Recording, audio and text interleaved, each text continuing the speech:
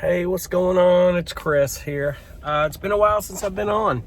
Been busy with so many things. I think I posted a while back. I have another channel. I've been posting on that a lot.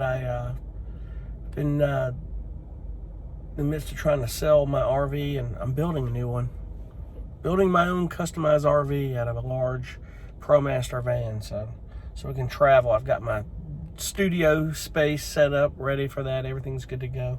Things have been going well. Just been very busy with a lot of things, getting a lot of music stuff done. I got found out yesterday. TuneSat's not perfect, but it picked up on a track that I've been getting. It's been getting used a lot with Fox Sports and NFL and NASCAR. I got some Daytona 500 placements. It's very cool. I'm so stoked about that because, I have no idea what that's going to pay, but that's being your Super Bowl of NASCAR. Super Bowl placements pay pretty big money, from what I understand.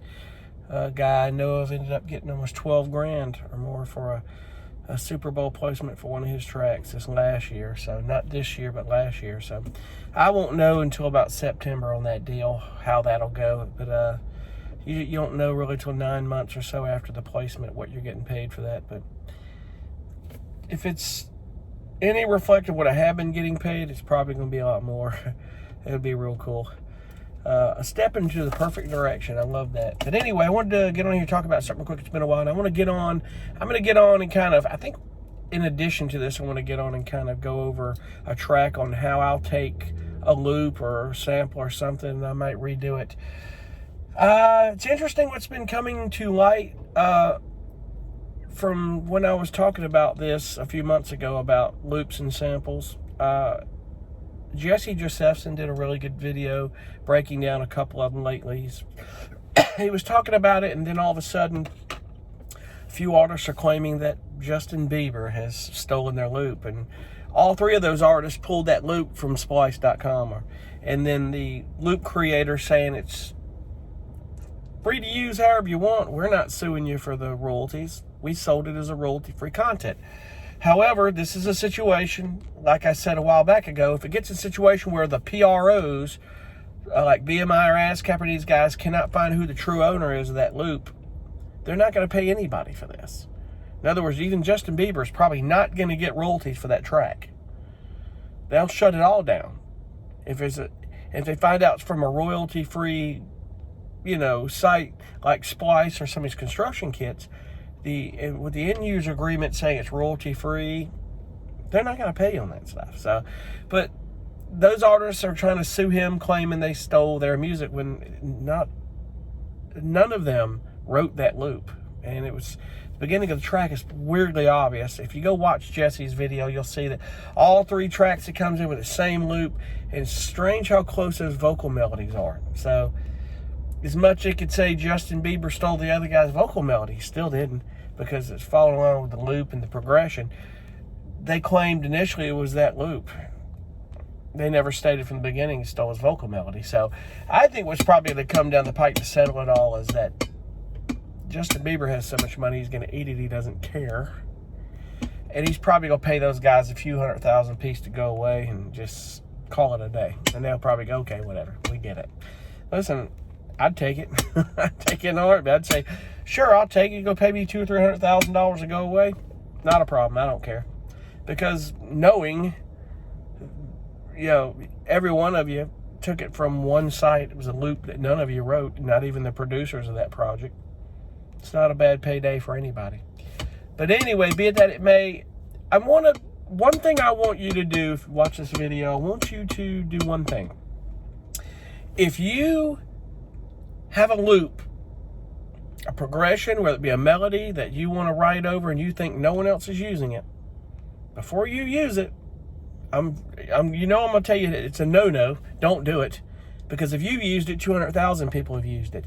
If you feel that, and I think it's something you really need to do anyway. If someone sends you music you're collaborating with and you're not sure about it, I want you to do this. I want you to take that loop or that music somebody sends you. I want you to take each stem, each track, I want you to put it in Shazam and watch what happens. I have some music that I collaborated with somebody that they sent me, and it was made they caught it to my attention that there was some stuff in it conflicting for that very reason. And they told me put it in Shazam. You know, I've been doing this 10 years and I've learned that, you know, stuff can come up. So I got lucky on that deal. So what I did was I took it. It's a good practice, actually. Some of that stuff can actually help you. It's just take it and find the patch that's close to it. Just rework the melody and the progression. Make your own out of it. Even if you want to redo the patch a little bit, it's okay. You're not trying to get exact here. You just want to make it your own. But put that loop in Shazam, see what happens. And watch all the releases come up and listen to them. Because I always say, when you listen to it about 7 or 8 times, because it may not always come up the first time. Or it may bring others up, but you will hear it. And if you do it about 7 or 8 to 10 times and listen through all those examples they give you, generally that YouTube video they give down below is the first example, but there's several examples that are close. Listen through them. It's going to take some time, but if nothing comes up, you're probably safe. But just know that down the road, if you use that loop out of Splice, somebody behind you is going to use it.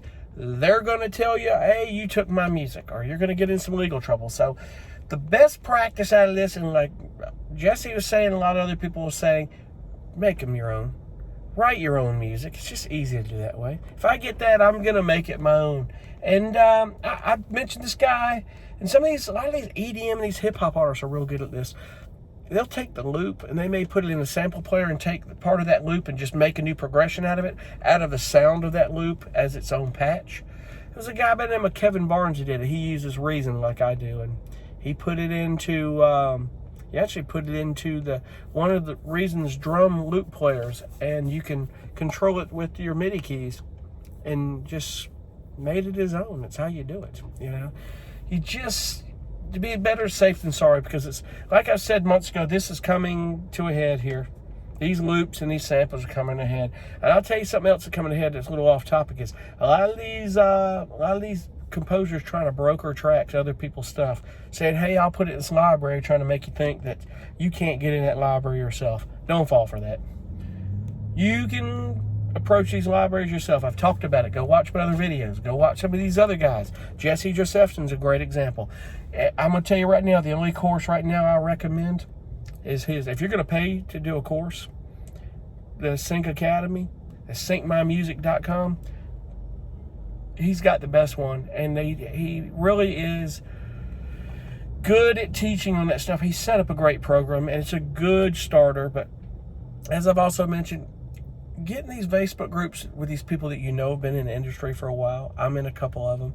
Go to the Production Music Conference each year. You're going to meet the guys who have been in this business a long time, and they know, they're good.